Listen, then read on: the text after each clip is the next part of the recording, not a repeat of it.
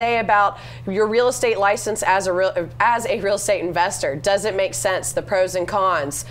We've got a great panel of ladies here to help me. You'll notice a fellow Iron Heel and some recents that have been on the shows. So be sure to tune in on YouTube or on Propelio's Facebook page. Comment, like, share. Let us know what you think or have to say, and we'll get to you.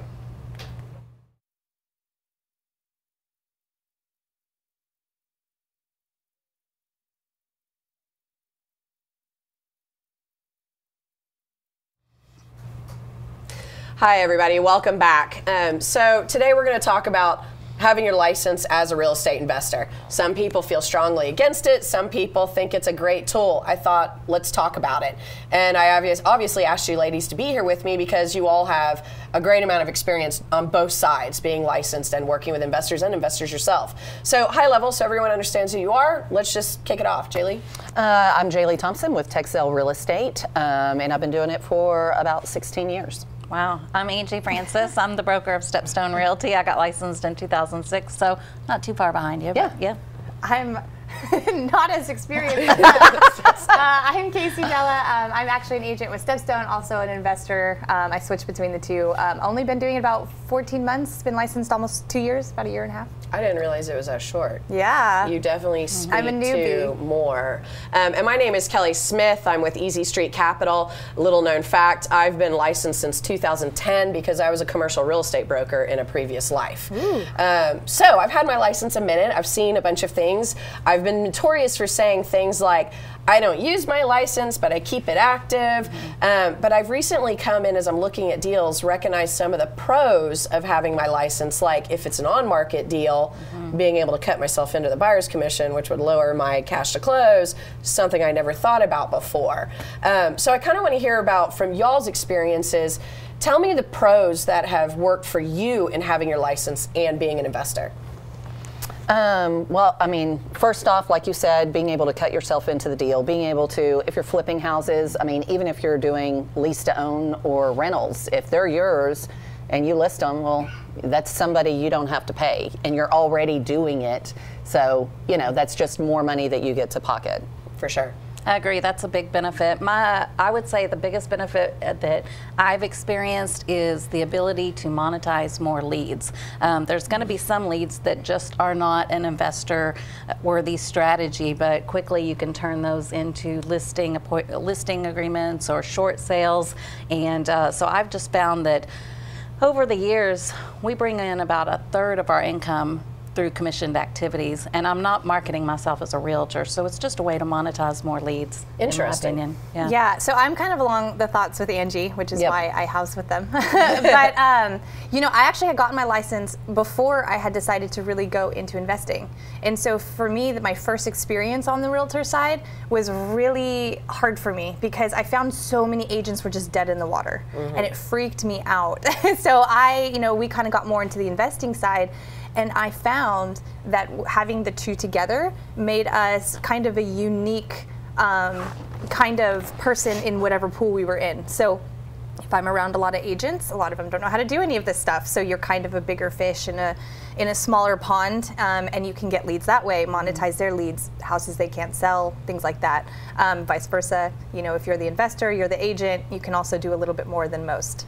So that's interesting, and that was a big pro that I thought was the fact that if you're meeting with a seller and they need to sell, it doesn't make sense as an investment deal, instead of blasting it out, trying to wholesale it at 80 or 90 or whatever, or 110%, and ruining your reputation, you could just turn around and list it on the MLS for them. So that gives you an additional tool in your toolbox, as Daniel likes to say, to help that seller. The other side of it is, and this is maybe just Kelly theorizing, but when you're meeting with those sellers versus all the other investors that are meeting with them, there's kind of a credibility factor that comes along with being licensed, because we have to maintain our ethics within track to keep our license. I mean, do you find that gives you an edge? Absolutely, I definitely do. I mean, I know that, when Daniel and I first started working together and he would go on these wholesale appointments, he didn't need me there, but we went together so that he could go, she's a licensed real estate agent, we do this all by the books, and to make sure that they knew that we were doing things, on the up and up, because immediately, I mean, sometimes you're meeting these people at 10 o'clock at night to get the deal, and they're letting you into their house. They're already suspicious. You know, somebody's trying to steal my identity. Well, we don't really want your identity because you're having problems. You know, I mean, my credit's fine. I don't want to swap places. I'm okay. I'm here to help. Your identity's not worth much. Yeah, and I'm not willing. That was one thing that I'd bring to the table, is I'm not willing to risk my living, the way I make my living, over, this one deal, And I think that also it does. Okay, so closing a lead is hard as it is, right? Grant teaches classes on it. It's very, very difficult. Not only do you have to earn the right to ask them to buy their house and for them to hand over things like their social security, to get authorizations, things like that on these tougher deals that we have to do more on. But you're kind of taking that part out and kind of getting to the close a little faster with that credibility, right? Listen, I'm licensed, I'm held to a higher standard. If I mess up, you can report me and take my livelihood. So exactly. I think it cuts through a lot of the challenge of getting that trust with somebody. Absolutely. Yeah, I agree wholeheartedly with what they said. I don't have anything to add, but I always thought that would absolutely be a benefit. So I'm glad to hear that it is, because mentioning that Grant teaches how to close the lead and how to talk to people. Sometimes it's also just personality, demeanor, and if you're a brand new investor in the market, you probably haven't had much training or someone to really oversee you. Whereas if you're licensed, you're attached to a brokerage that's active, like we're active. We have the masterminds every month. We're all in a public forum together, a private forum on Facebook together. We're helping groom each other, and sometimes partnering up on deals. So, it kind of gives you that edge of, well, I'm professional, not to say not everyone's professional, but you come in with a professional edge, and then you have other people also giving you some feedback on that. Yeah, so but a lot of people would say that that's not the greatest thing, right? They don't want to be held to that higher standard, which we were kind of talking about, which we can kind of go down that road later. But I think my point to that is just, you don't necessarily have to lead with it, but use it in your back pocket too. I don't always use that in going forward with a lead. It's just when I sense that kind of mistrust or that, then I use it. You don't always have to. It's just another tool, just like any of the other strategies or certifications that you might have in any other field. So let me ask you, when you go to visit with the sellers, do you first say, here, I'm interested in buying your house, or potentially selling it, either to myself or to an entity I know, or investors or whatever? Do you start with, we have these options that we can do, or you just listen to their story and then present the options that make the most sense? Generally, for me, I want to preserve my investment opportunities first. So when I go to an appointment, I want to flesh out whether there's an opportunity on that side first, because I don't want to offer agency to them prior to determining that. If I then find out if it's not a good opportunity as an investor, then I will open myself up to allow agency with them. That said, I do disclose that I'm an agent because I do think it gives me extra credibility.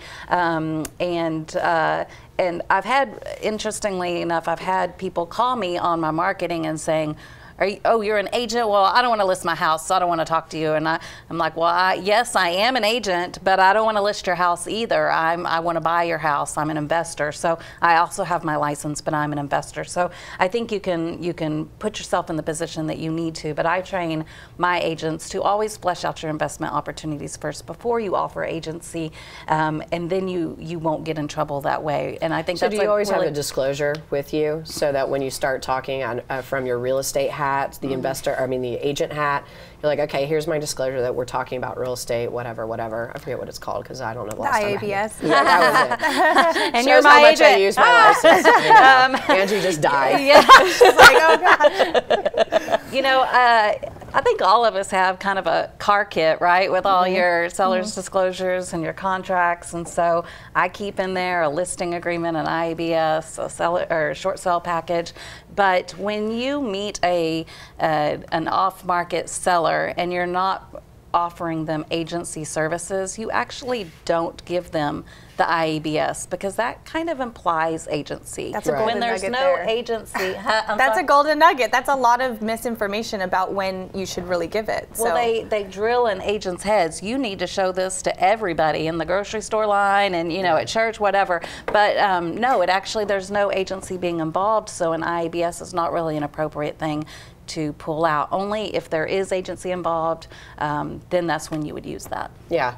Okay, interesting. But you're disclosing it nonetheless. Yeah, You're I showed it disclosing to everybody at first because it is, I had belonged to 2 other brokerages before landing with the investor brokerage, and I got so scared nobody could give me a clear answer like that, so I just covered myself with it.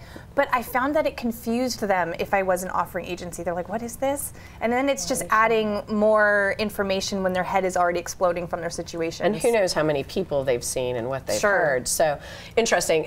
Going back to the comment about a lot of sellers say, I don't want to list my house, because honestly, most of the houses that we have our investors are working with are not in the best condition. There's a pride issue there.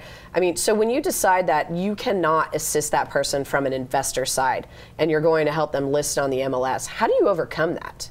Do you just tell them, sorry, it's just the best option, if that's what they need to do? Yeah, generally with me, it's an educational opportunity for them to understand all their options. Often Dan will say, we'll tell you all your options. Sometimes that involves me buying it. We'll let you know about your listing opportunities. Foreclosure is an option. That is an option. So we just educate them. I found that a lot of people that don't want to list or say they don't want to list, it's because they have some misinformation.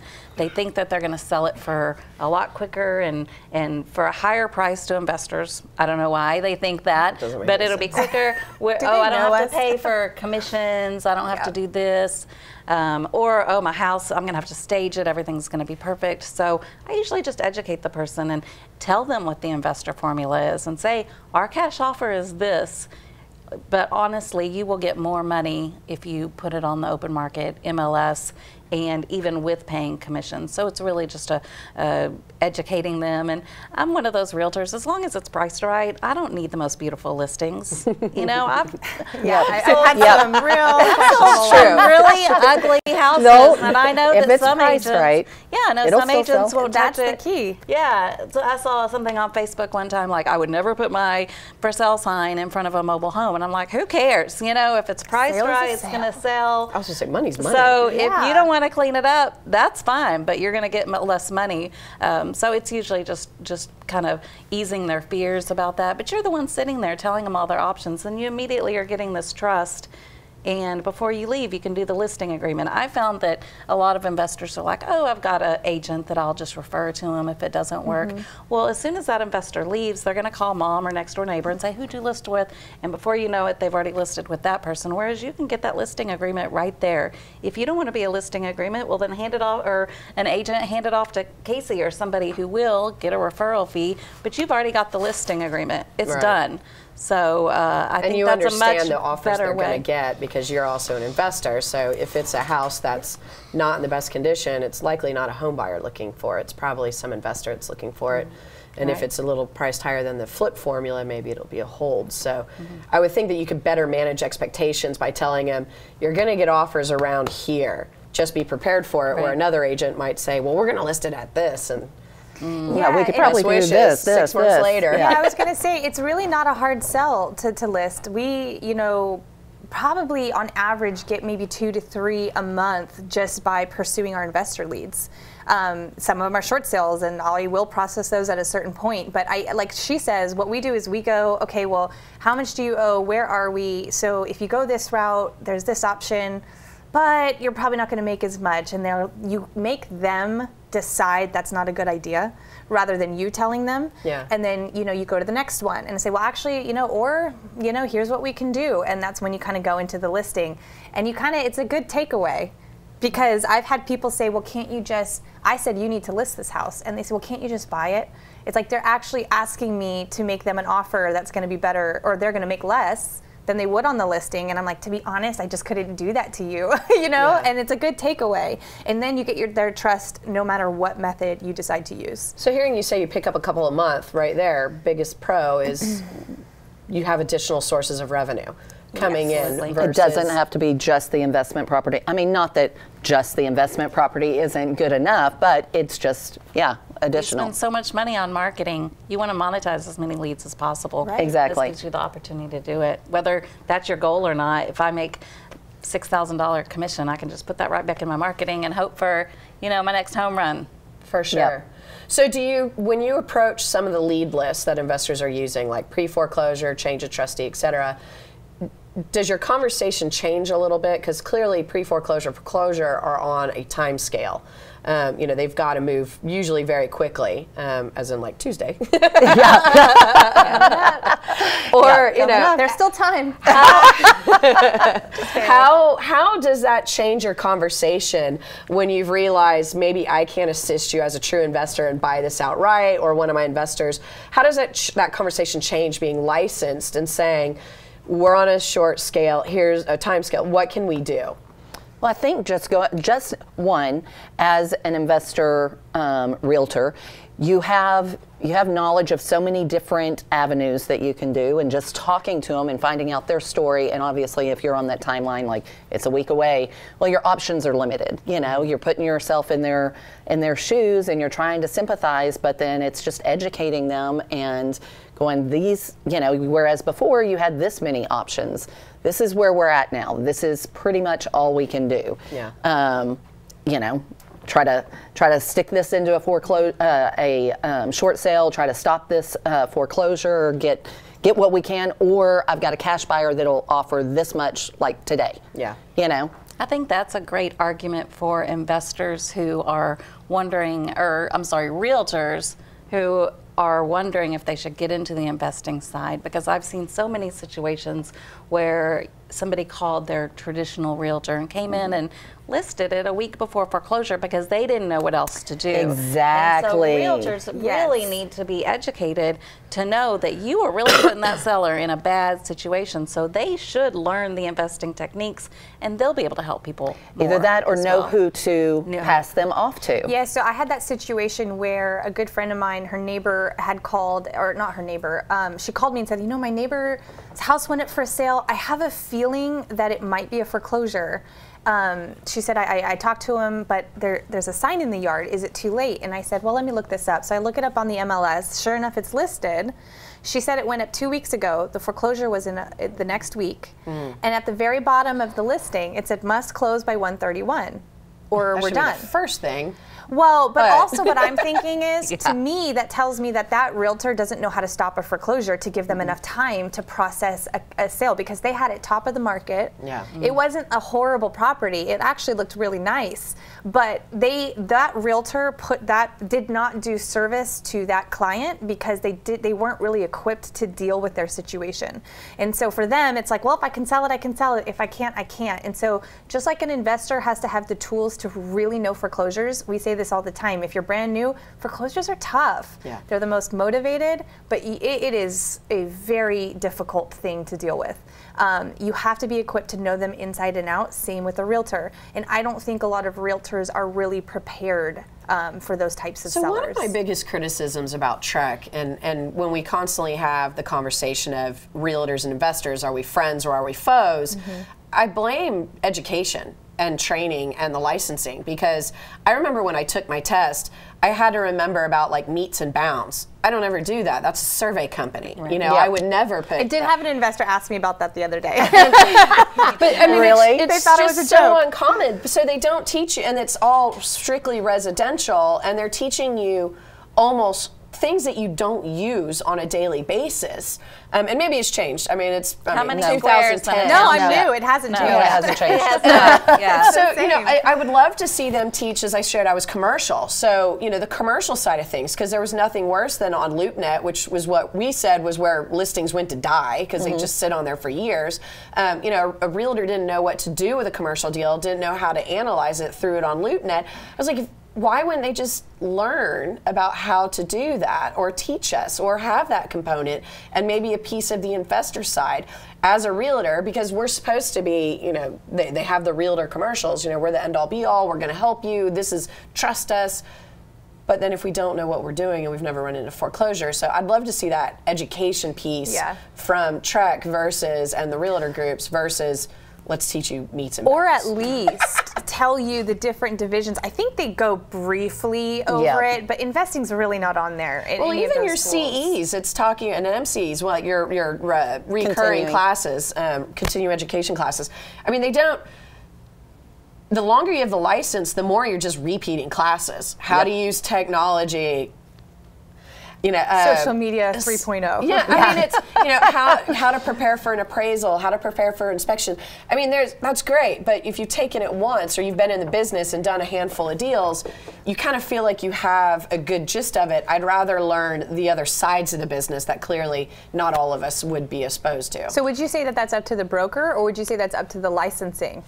I think both. I think really and truly. Yeah. Because, I mean, as you know, I mean, I know you were at a big box broker prior to. A couple. And I was as well. I don't know who you started out with, but always me. She's like, I trust no one. I trust no one. But I think it puts me at a disadvantage. I've never done it, but I don't know about that. But, you know, I went there, you know, I went to that particular office because I looked at their calendar, and I'm coming from a totally different, you know, realm. And I was like, I need as much education as possible. I want to know as much, and I don't want to look stupid, and I don't want to do something wrong. And so I took almost every class they offered, every single day of their calendar. None of it helped.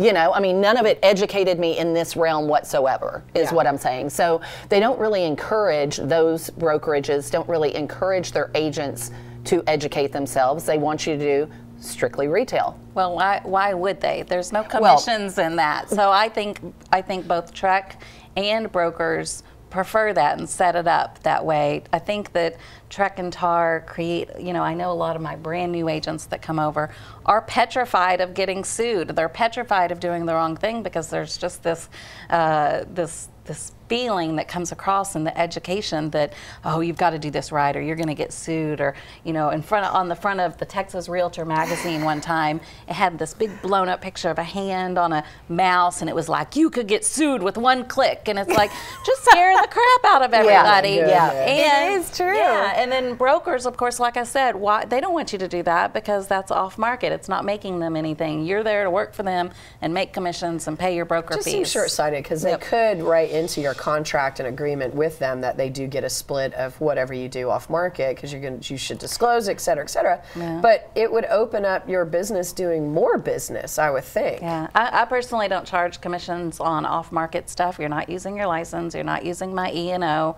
I educate them on the proper way to provide agency and understanding agency. But, you know, I think that I can be different because I get a lot of opportunity being around other investors. I'm also an investor too. So all my bread and butter doesn't come from broker fees. So I think that gives me the opportunity to look outside the box and let my agents do the same thing. But I think other brokerages are, you know, that's not how they're set up to be. Yep. So we're going to go into a quick little break and give Propelio some love, who's amazing for giving us all these platforms to share with you, share this value, share the content. When we get back, I think it's a great way to segue into how do you look for the right brokerage to hang your license with, or the questions to ask when you're meeting with all of the shops, whether it be the big ones or whatnot. So thank y'all for tuning in, and we'll be right back.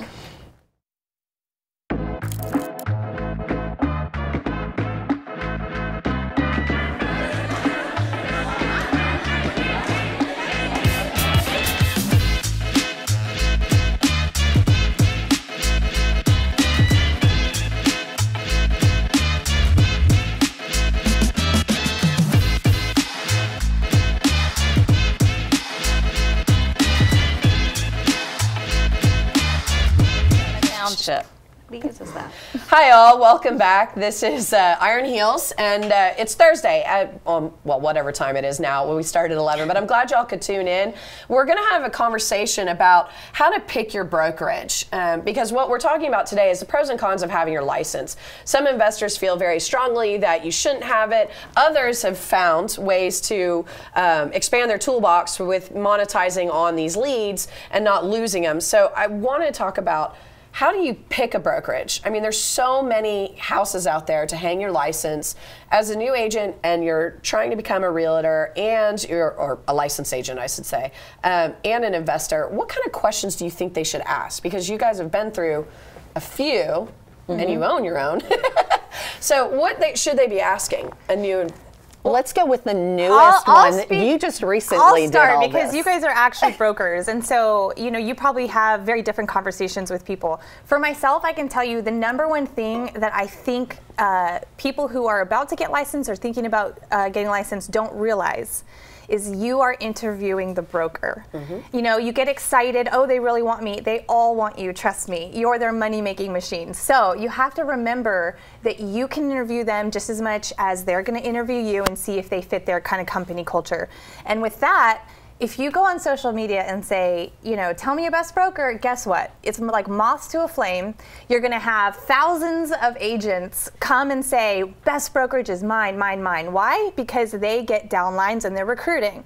So now downlines means that anything they sell, you get a piece of. Correct. So if you bring someone onto your brokerage, a lot of brokerages, I think nowadays, offer a little piece of that commission. So by kind of advocating for their brokerage, it's basically built-in marketing. We give you a little piece, we get more people and more volume, and then it creates a good revenue stream. So you are a revenue stream. Just as much as you're creating your own business, you will run for them. So I think when you go into a brokerage, you have to have a couple things already laid out in your mind. And I would suggest you go talk to people that have established real estate businesses on either just traditional retail or as investing. Because as we all know, you talk to 10 different investors, they're gonna have 10 different business models.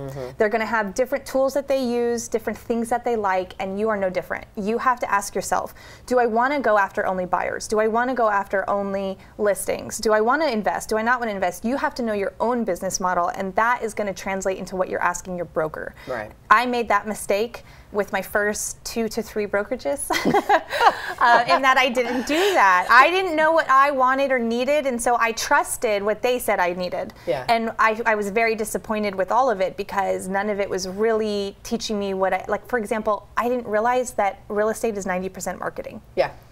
You're only thinking about selling that house and being ethical, and you're not thinking about marketing or building a business. So I think if you have a very firm grasp on those things, you're going to naturally, the questions are going to flow that you're going to ask your broker. I think a first easy question to start with is, I'm considering just focusing on the investment world and using retail listings as a last resort.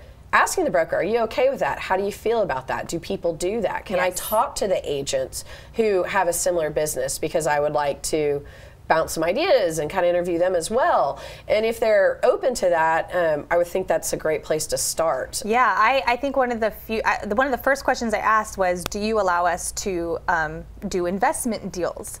And the first big box said, oh, of course, we have agents that do that. Well, later to find out, when I was ready to do one, oh, but you can't do it in your LLC. Oh, and you only get one property and it has to be in your name. Wraps, what's that? No, absolutely not. So then you're like, okay, what does investment mean to you? So I would ask the broker, what does investing mean to you? What kind of things do your agents do? I think I had asked you and Dan, I said, so what are your agents doing? Are they flipping? Are they wrapping? And they were able to say, yeah, so-and-so does this, so-and-so does that. And then I knew what was possible and what wasn't. Yeah. So I made that mistake. Good point. I think that you have to, and I think this goes to your point, you have to surround yourself with people that are doing the things that you like to do. I think that another error that investors make when they get their license and look for a broker is they're looking for the investor-friendly broker, which sometimes that means cheap, right? Yes. Great point. Yeah, True. And and you get what you pay for. And I think that the cheap, you know, a lot of people go to the I'll pay you $200 a month and all the transactions I want. But try to call that broker when you have a problem. Try to get that broker to help, you know, stand up with you and support you. You will have a problem. You will have a problem, or you will have a question. Or if you are a licensed investor, you should be very familiar with agency rules and disclosure rules. And is that broker giving that to you? Is he giving you the tools? So even if you want your license just so you can run your own comps and list your own properties, you still need somebody who knows what you're doing, who understands those strategies. And sometimes it's not going to be $200 a month. You know, you'll get what you pay for. I think that's a good point to make, because I've called Angie several times that had nothing to do with listings. I would just, you know, a lot of investors, you're out there alone, or you have your network, or you have things like Propelio to teach you, which is all great. But when you come across that odd deal, guess what another pro to being licensed is? You've got a broker that has your best interest in mind, and I can pick up the phone and then be like, so hypothetically. Because they're going to help you, because if you get in trouble, they're in trouble. I'm always, exactly. And I'm always going to have my agents back. You know, even if you do something wrong, to the side, we're going to talk about what you did something wrong. But then Dan's the disciplinary. Oh no, I'm the person who fires people in the office. Dan is not the disciplinarian. He's like, let's go get a drink. Yeah, that's Dan. Yeah, Dan's your drinking buddy. Yeah, so I'll have your back, but then you know, but then I'm going to support you and try to work it out. And I think that's especially important when you're a licensed investor. And another thing, to the point of being around people that are doing the same thing that you're doing. When we first started our brokerage and we're talking to people about what we did, we heard the term so many times, well, I'm just the black sheep in my office. Everybody else is worried about my open houses, or they're, you know, I don't know, whatever traditional realtors do. I'm so whatever they do, and they're just like, I'm the black sheep. I'm worried about my marketing. I'm worried about getting more rentals. I just feel I'm out of place, and they don't feel comfortable there. And so it's nice having a home of other black sheep, others that think and work like you, and that you can work with, and you're not always like, what are you doing? Why it's are all you doing like-minded. That doesn't sound right. Is that legal? Like, oh my you gosh. feel like you're on the defense all the time. I can totally speak to that, because several of the other brokerages I was with, I always felt like such an outsider, like I didn't fit in, maybe I should do, and it made me question my own ideas and my own kind of creativity, which shouldn't be the case. And so I think a lot of people go into brokerages and they're like, well, I'm just trying to find a mentor. Well, no one has an interest in mentoring you when they're building their own business. So unless that's built into the brokerage, and there's education and there's mentorship, two completely different things, you're not really going to have that incentive, incentive to do so. But if you are in more of these kind of more creative brokerages that do investing and retail, you're constantly bouncing ideas off each other. So it is a much different environment in terms of that camaraderie. That's what I love about it. Yep, I totally agree. Well, like you said, I know that whenever I was in the big box, it was, I didn't really fit in. I did that for about 4 years, and then I was like, okay, maybe this smaller one, but they were too far away. I couldn't get a hold of them, so maybe not that one. Okay, maybe this smaller one, and he owns a ton of properties, and he has, you know, he wants me to manage them and do this. That was a little bit better, but he was a little shady. You know, I mean, like, it was a lot of moving around, you know, and finding your place, but it definitely gave me a better idea of what exactly I wanted. And unless you know, there's nobody out there that's going to tell you what, you know, I mean, exactly. Especially if you're in that big box, they're not going to tell you, well, maybe you don't fit here because you should be doing something more creative. They don't want you to do anything creative. No. So when I need to move my license, I happened to just chat with Dan and Angie, and I've known them for years. And I was like, I've got to move my license. I don't really know what to do or where, because suspending it didn't seem to make sense, because it's so expensive to reinstate it and whatnot. Plus, like I said, I mean, I wanted to keep it in my toolbox for when I write offers. But what I really liked about the brokerage, and that really made me think to go there versus where everyone else is, you know, oh, come here and pyramid, whatever, was that y'all had masterminds, and that you had them on a regular basis in all the markets. We have a closed private forum on Facebook. We all generally know each other. You know, there's the golf tournament, another chance to mingle. But what I liked about it was I had a community where I don't know everything, and I got to sit in and listen to one of the young women speak about all of the changes that's going to be coming to zoning and planning and permitting in Austin. And I was like, holy cow, that was so much wealth of knowledge I never would have gotten if I did not go to that meeting and sit there and listen to it. Because how else would I know? You know, and things like that. So I think that's, when you're talking to brokerages, so obviously ask them, are you okay with what I'm trying to do? Because here's what I'm trying to do. What are your fees? And what do the fees cost for me to transact? You know, and are you okay with there might be off-market properties where you don't get a piece of it? And what are the rules regarding that? I mean, is there anything else that you think I'm missing in terms of what you should ask? I would say ask the difference, like if they have a training program and or mentoring, because like I said before, they're two completely different things. There's going to be training where you're in a room and they're going to teach you how to do certain things, but it's not as interactive, versus a mentor who's going to go walk you through a few deals, possibly partner with you, you know, be your right-hand man in person in the flesh. But secondly, I would say, what kind of education do they offer? Because, for example, when speakers come to our masterminds, it's sometimes about wholesaling. It's talking about creative deal. Maybe it's somebody talking about their latest flip, or private money, or 1031 exchanges. So I think the diversity of topics in the types of masterminds and speakers that they have or panels that they hold is super important to ask. Maybe ask for a calendar of maybe the last month of topics that they had, and also how, like for example, some brokerages are office specific, so they're independently owned. So if you go to one big box in Flower Mound versus one big box in Plano, they might not be the same exact thing. There's other brokerages that are a little more cohesive, and then there's some, like say Stepstone, which is Texas based, but you're in San Antonio, Houston, Dallas, and you get to network with them as well. So I think all of those different points create a different environment that you should actually look for and ask. So, absolutely. Talking about big box, what we mean is your large, traditional, very traditional retail, you know, retail heavy. I mean, they're just not going to be, not that they're not what they. Everybody throws around investor friendly so easily, like you mentioned a minute ago, you know, that sometimes that just, I need the cheapest broker. Investor friendly means a lot of things. It's education. It's who are you putting me in networks with?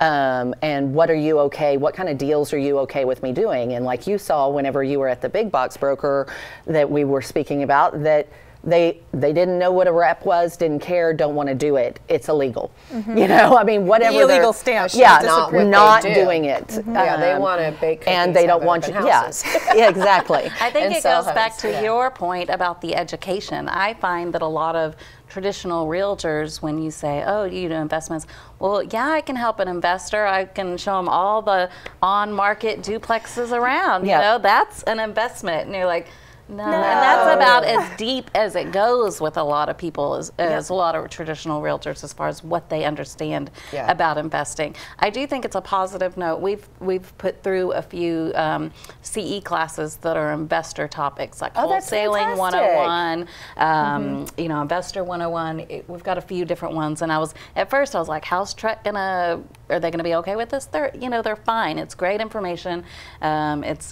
It's you know, definitely stuff that they need to know. So these CEs are getting approved.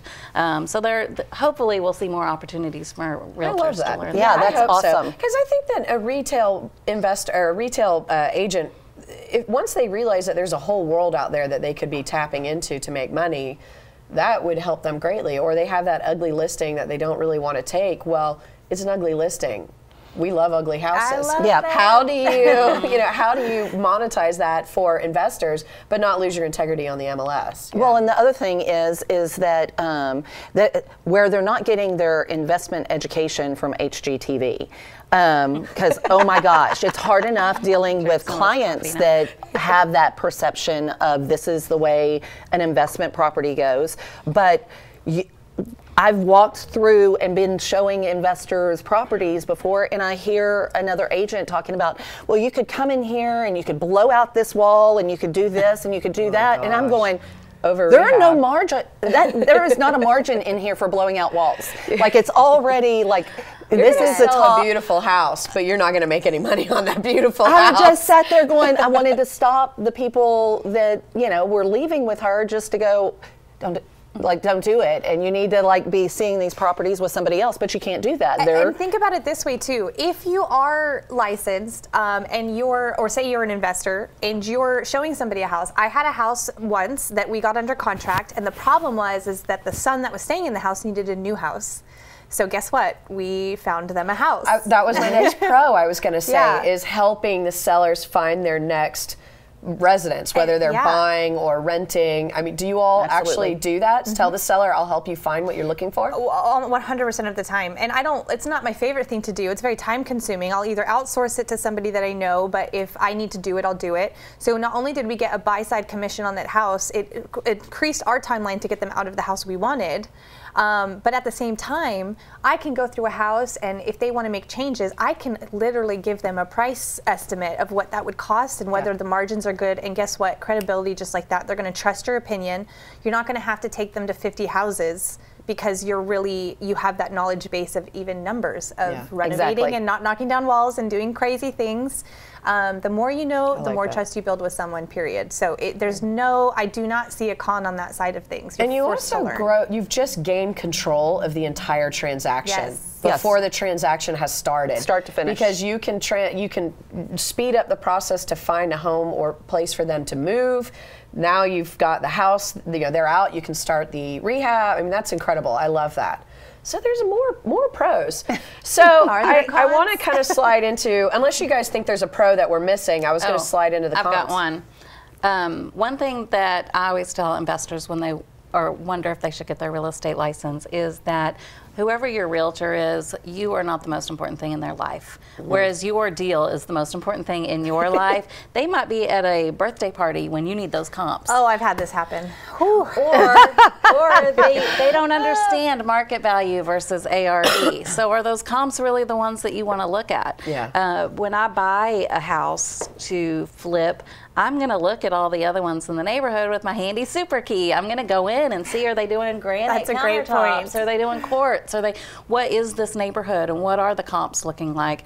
Granted, you can't look at the the sold ones, but you can see what your competition is, what's going on in the market. So between having control of being able to do your own comps, if I'm buying, if I'm spending the money, I'm looking at the pictures, I'm looking at the comments, I'm looking at concessions. You're not going to get that with a realtor who's just tossing comps off to you. Yeah. So you have so much more confidence when you're going in to buy, and you have those additional opportunities to look at those. I like the Supra moment that you could walk in, because even if, there are opportunities on market for investors, whether it be a rental or flip or whatnot, and now you have immediate access to it versus waiting to find out when you can have access to a house. I like that. That's another piece I forgot.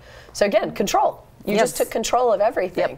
And I'm a control freak, so I like to control the flow of my deals too. Ask anyone in title, they're like, Casey's like this, and I'm the same way. If I have to rely on somebody else to move someone on my property, I'm over your shoulder. Yeah. And a lot of people would say that's a con, which might be a good segue in. I was going to say. So now we've talked about the pros. What do you think the cons of being licensed are, and why some investors are so adamant on, no, I don't need my license, you don't need your license, don't get your license? What do you think those cons are? I think I think they started those cons, this is kind of an old school mentality, that seems to still be out there. And it was a way for, I don't know, I think originally it was a way to scare people away from getting their license because I need to be in control of that. That's money taken away from me type of mentality. I don't know. And there in the very beginning, I kind of bought into it, and I was like, wait, why am I buying into this? And then I started encouraging some of my investors. I was like, absolutely, if you want to get yours, then you could do this, this, this, and this. But so to that, it's basically what you're saying is there's a lot of just misinformation, and we take it for what it is. We just take that advice and we think it's bad without really exploring it ourselves. Yeah, for example, the cost and the continuing education, that was one point that was brought to me when I was asking people, would this topic interest you? And I said, but if you can turn around and help the seller, like we've just talked about, you can list their house, help them find a new place. You just created 2 additional sources of revenue. I mean, a license is expensive, but in the grand scheme of things, it's not. It's not. I mean, think about education. I mean, education, period. Putting somebody, going through college and getting a degree, that's expensive. You know, a license. I'd say it's more expensive to lose out on the opportunity to not list their house. Yes. Because if you're just trusting someone else, they may or may not pay you a referral, or you just lost out on that business. So what's the average cost that it takes to really keep your license, right? You have an initial fee through school, it's a few $100. And then you've got your like yearly dues, which are depending on your board and where you are, around 500 roughly, and then you've got your quarterly, about $100 a quarter. Yeah. In the grant, that's literally less than one listing. You get one listing, you're going to pay. And then that pays you're going to pay for it. So, and then so a con might be, well, I have to take all these courses. Awesome. How much of our life is consumed by educating ourselves constantly? So I look at it as an opportunity to be like, great, I'm forced to go learn about appraisals. Courses aren't that bad. I mean, as much as I just complained about, I feel like there's not a lot of new fresh courses or ideas. But it is nice to read some of the changes, like especially in 2010 there was heavy on Frank Dodd, so you could fully understand what can't I do, and in investing, it's obviously we're not as touched on that.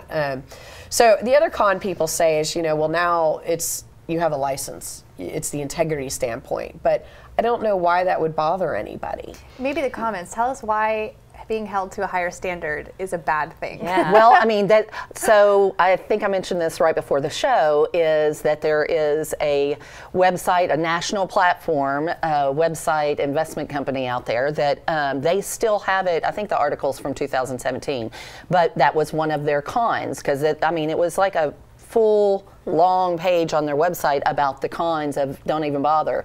And they talk about being held to that higher standard. While it sounds good, there's all these rules and regulations that you're going to have to abide by, and that people may be able to sue you. So now we got the sue thing, the scare tactic in there. They may be able to. Someone can sue you regardless. No matter what. Someone tried to sue me because he signed contracts with 5 other people, and I filed an MOC, and he couldn't close. Literally, it can come from anywhere. Yes. Anywhere. Yes. And I tell my agents or people that want to join my brokerage that our top values are honesty and integrity, and I honestly think that we can provide better service to sellers because we have both options available. But I also tell people, if you plan to be unscrupulous, don't get your license. If that's how you're going to do business, I agree, you probably should not get your license. But I think a lot of these myths are perpetuated by, I've thought a lot about this, by investor gurus, because they don't want people to go into a class and say, well, get your license. They want people to come into a class and say, in 5 weeks you can make $500,000. So that's not what they're selling. They want to sell get rich quick without easy. Yes. 500,000 in 5 weeks. Yeah, I don't know. That's my new program, y'all. Sign up today. Sign up. I missed this one. Yeah. And brokerage, it doesn't make them any money. They don't want their agents to be investors. So between the gurus and the brokerages, all these myths are being perpetuated that are creating that rift or divide between investors and agents. So it's interesting, the brokerage not making any money, but indirectly you kind of are, because most investors are going to put their own flips on the market. Unless you don't want them to. Or lease their own properties out when they become available or vacant. So they will make money indirectly by the investor having their license and hanging with the brokerage. Well, if you're spending your time marketing for off-market leads and you're not primarily out there hustling for them. And they want an agent they want a listing agent, they want a buyer's agent, and they don't want you doing other stuff. And a recruiter. Because that just distracts from earning commissions for them. But I know way too many realtors. And if they don't understand, they have other jobs because they're not making enough money. Exactly. So why wouldn't you want to employ them and engage them to have additional ways to make money? Yeah, so I think I put up a stat the other day. I think it's like only 35% of realtors in the US own a second property, which is crazy to me because you have an amazing resource at your hand, and that's market knowledge and all these different things. But secondly, it's how many realtors were, there were 1.3 million realtors in 2000, right before the crash, 2007 roughly, and it declined by 25 to 30%. Like 800,000. Like That's crazy amount. Yeah. Yes. Which is, if you want to do the math. But that's important because those are the people that when an economy shifts, they don't know what to do. Because guess what? We're right back up to that 1.3 million. And everyone's talking about market. I wonder how many are going to be able to survive that kind of shift. They don't know exactly. They don't know how to pivot, and we talk about pivoting on this panel and on all of our shows so often. They don't know how to pivot. If there's not people selling their homes and retail buyers, what are you going to do? Yeah, and that's a whole, like, think about that as investors. That's a whole, like, as much as you hate realtors, some of you, that's a whole market of leads for you. They're the gatekeepers to a lot of different things sometimes, but I agree they don't really know, and they only know that one thing, and so a lot of them have part-time jobs because they don't know what to do. I know a lot of investors that have other jobs too. Yeah. So maybe if you had both, you'd be able to get enough income to not have to, have that 9 to 5. Works both ways. It's expensive. You gotta get as much money out of every lead as you can. Absolutely. But going back to the brokers, I think another issue with them is they don't understand the strategies. They don't understand a wrap or a sub 2, so they don't want their agents doing it. Because when you come and start asking me questions, and I don't know the answer, I'm going to get really nervous and anxious about that. And there's not a lot of education, creative investor education out there for brokers even. So that would make a broker very uncomfortable if they didn't really understand what their agents are doing. So you need a broker that understands creative investor strategies and understands that they're legitimate. And probably have been doing them themselves. Yes, I prefer that myself, Yeah. that they've actually done it, because a lot of them will be like, oh, I know what that is, because a lot of it's pride and they want to save face and they want to get you and recruit you, but have enough knowledge yourself to be able to kind of pull that out and really dig a little bit deeper. And well, how many have you done? I think when we first talked to you, you're like, well, we created this brokerage purely for investors, and I never thought about just recruiting realtors. It's funny, but it's true. You're like, I just needed something, so we created it. Right. And it created leads for everybody within there as well, because we all do business together. Exactly. Just kind of final thoughts before we go into answering some questions and all that kind of stuff. It sounds like we feel that there's just too many pros for you to even think there's a con to getting your license. Now, you don't need your license, obviously, to be an investor, but having that in your toolbox, especially if you're going to be in, and this is if you are interacting directly with sellers, there is a great tool. Now, I do know investor clients of mine who they flip, and maybe the wife or one of the partners will get their license so they can list it later on and control some of that cost that comes back. But they didn't use it for meeting with the sellers. That wasn't a priority. So I guess it depends on, again, what are you looking to do with your license? The business model on it. And another point to that I was thinking the other day is, if you're like a husband-wife team in real estate or just family in real estate, you know what I never see? I never see people split brokerages. In that kind of, so my husband and I have completely different brokerages. I always say he's honorary with Stepstone and I'm honorary with real estate, which I would think would be a conflict of interest, but it's not. And so I think to consider, it's like we found benefit from both sides in completely different ways. We bring different transactions to both sides. But you expanded your network also. Oh, hugely expanded the network. And like I said, he in his brokerage, they're really they're all investors. Yeah. In ours, I think we really have a healthy mix of both. But you're a resource for them just as much. And so the brokerage, in terms of getting money, not getting money, one's a flat fee brokerage, one's not, but I also don't pay fees monthly. And the networks are just complete opposite. So you do get the benefit coming in from who we bring over. I like that. So we're going to go into a final break. When we come back, we'll be taking your questions. We will be reading your comments. These are great. We've got a lot coming up. Thank you all for paying attention and really being engaged with us. This is awesome. So we'll be right back after this quick little break from Propelio.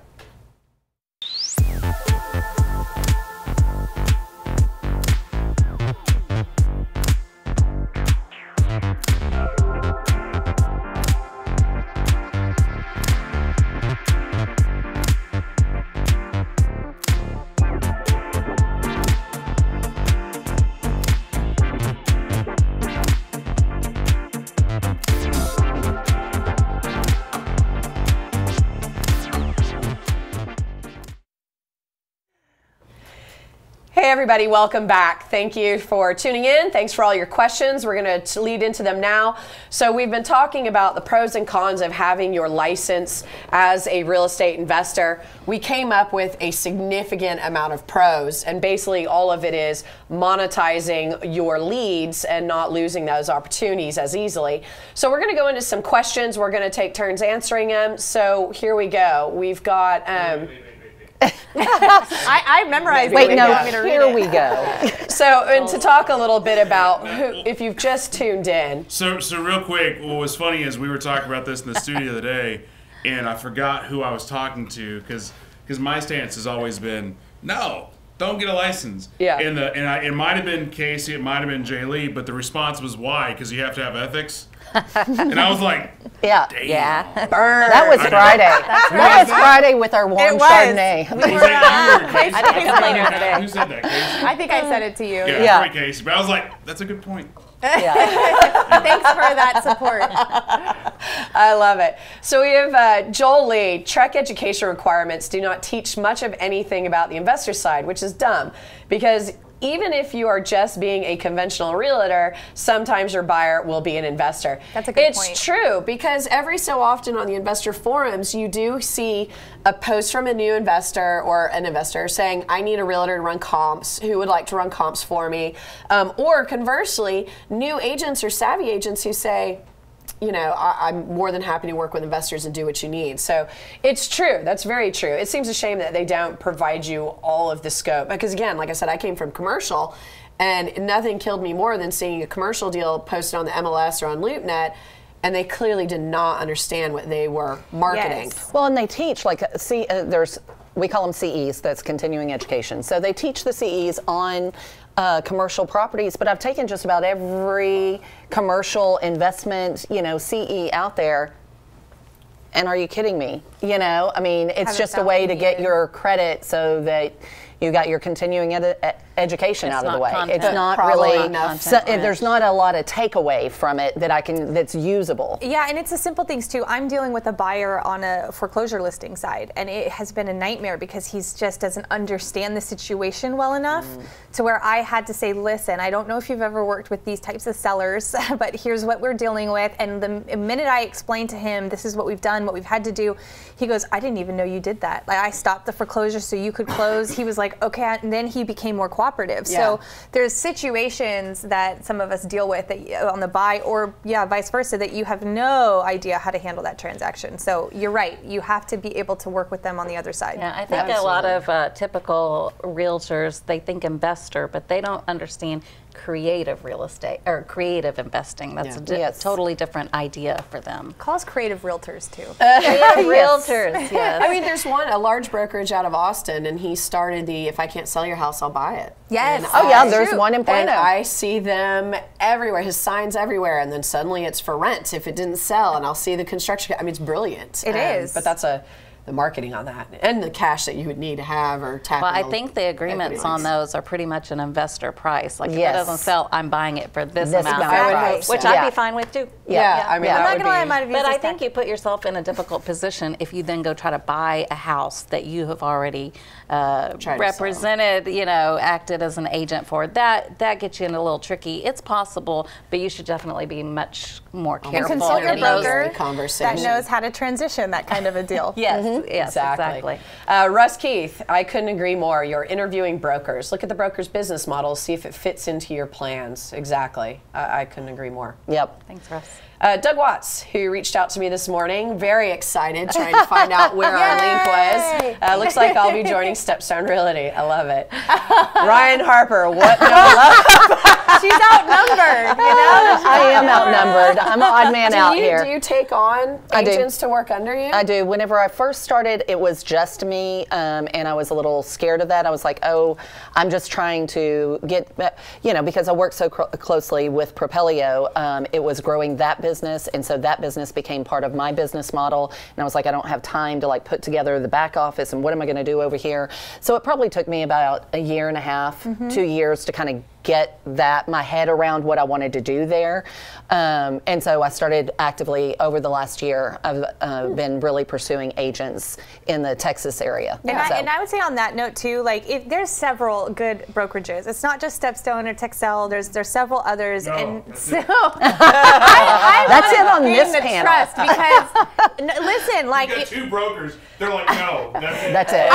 But if you want to really know what it's like, because there are differences, and I think they're all also, wonderful. If you go into like some of the bigger box shops, you know, it's come in under me. If you attach yourself to someone who is an investor broker or investor agent, it's a little bit different story than if you just go hang your license with a big broker firm and they don't have that support for you. So again, I think you get a little bit more, a little more truth with asking. Yeah. So Erin Weldon, it seems like an investor, you can actually help them and serve their needs. As an agent, you can facilitate their progress through a predetermined process. I'm glad I could spit that out. Right? That was kind of a tongue twister. That was, but it's true. I mean, I think I get the gist of what he's saying. He's just saying that, you know, you can help them sell the house, find the new house, move along, whereas a realtor, you're literally throwing it on the market and fingers crossed.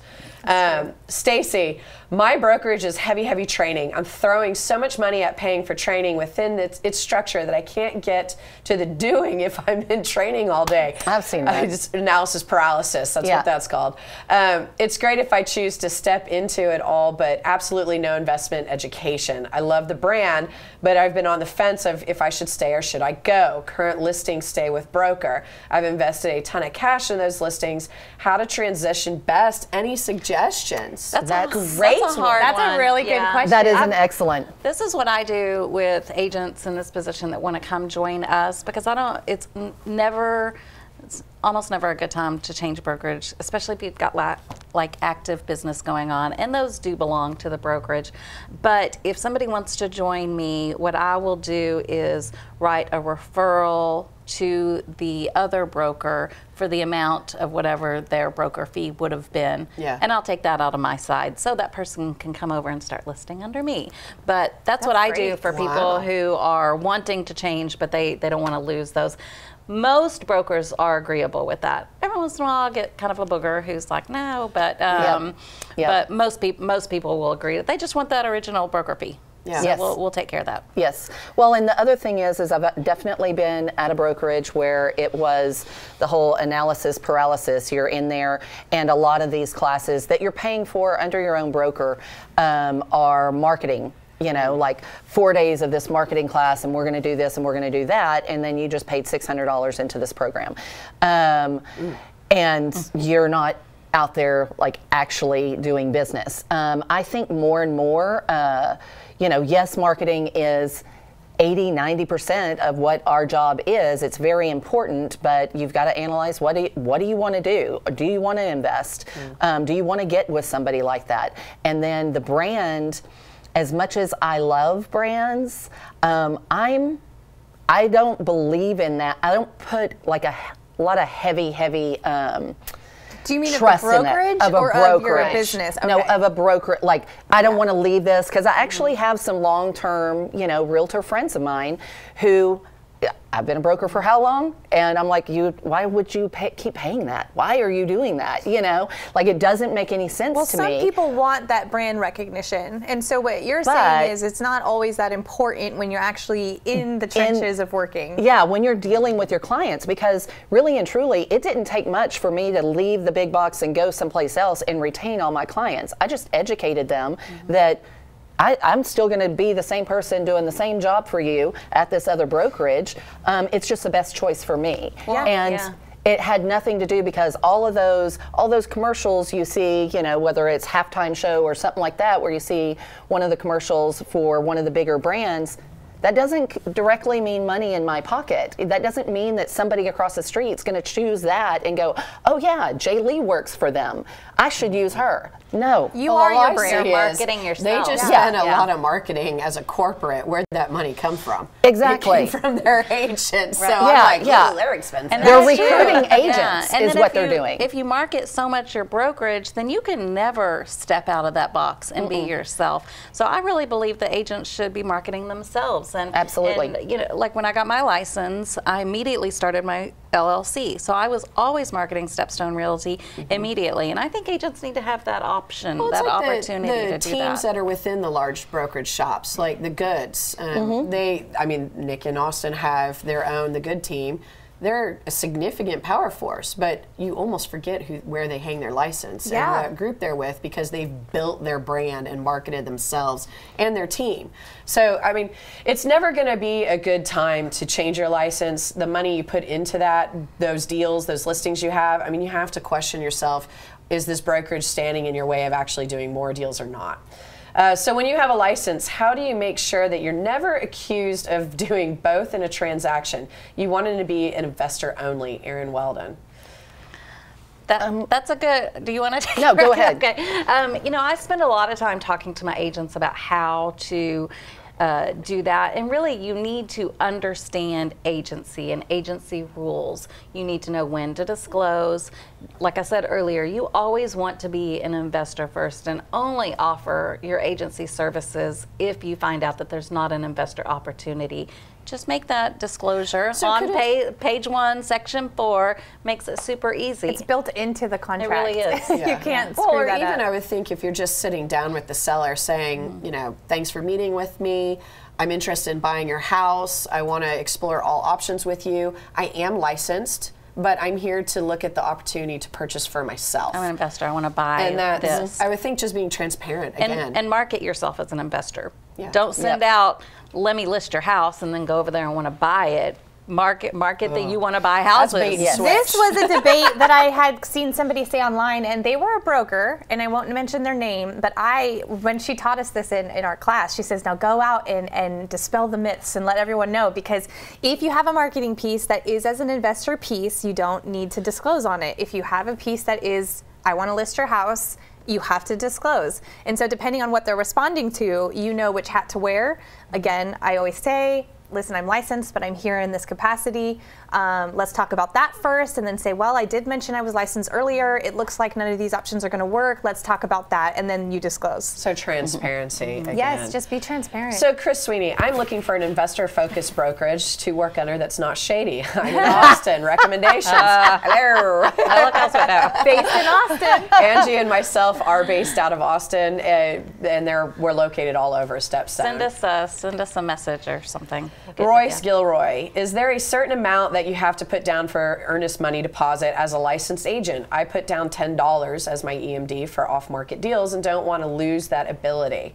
That's an interesting question. I've if never even you're- thought about that. If you're an agent, it doesn't take away your ability to be a principal in the transaction, and there's You're just saying your negotiation. Other than disclosing, you're still under the same rules and allowabilities as any So other the answer investor. is no. There's not a certain amount you have to put down, no. right? But you You're do have still- to disclose. You do just have have to to disclose. disclose. But you can, like, I do $100 earnest money on most of my properties. If I have to be more competitive, I'll go ahead, or if I need that credibility, I'll use it. But I only put 100. But I've never heard of an actual amount that has to be Zero done. is okay. I mean, you can put none down if that's what you need to do. It just is what it is. Yep. Sarah Weldon, an agent has to work under a broker, correct? Yes. If you are a licensed real estate agent, you have to hang your license with a broker.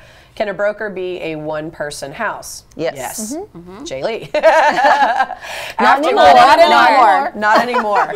Shade. Not anymore. But what I'm saying is she is the broker. Yep. Now she's. There now are she's some got agents people that under will just, find a broker out there to sponsor them too, so they're not necessarily with a ton of agents or whatnot. There are brokers that do that. So that's what I did when I got my license as a salesperson. I started Stepstone LLC, and I had a broker who was a managing member on the LLC and was the sponsoring brokerage for the LLC, but I actually owned it. I was the owner of it. And then as soon as I got my broker's license, of course, I ditched her, but she was fantastic. But then, I had this seamlessness from going from my salesperson's license to my broker's license.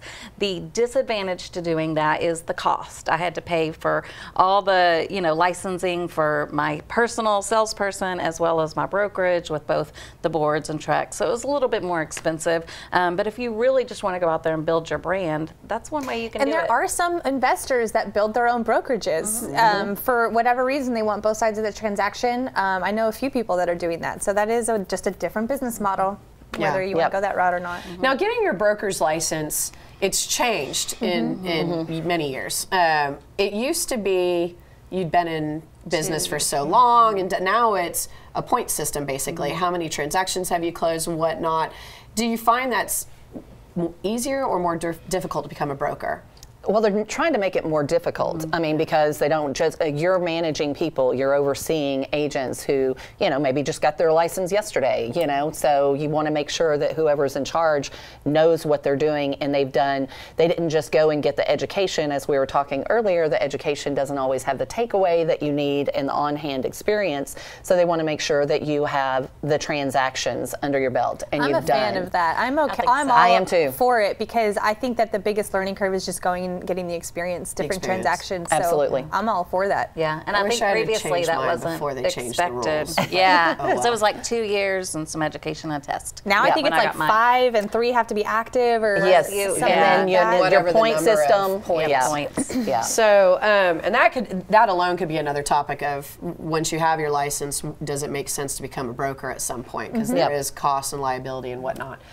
Sally Riddle, when or how do you need to disclose that you are a licensed agent in your marketing? I think y'all hit on that a second ago. Yeah, it depends on how you're marketing. If you're marketing yourself as an investor versus the realtor or an agent. But I think you can put on your I Buy Houses marketing that you are a licensed agent if you want to. Maybe it gives you some extra credibility. It's not required. The disclosure is required prior to signing the contract. So if you put it in section 4 of page 1, at the time you're signing the contract, you've met your disclosure requirements. You just write buyer as a licensed agent in the state of Texas, or if you want to put your LLC or whatever, but it's that simple. But you don't have to have, like, for example, your license number. So if you're, is that correct? Yeah, on your marketing that says I Buy Houses, you don't have to market.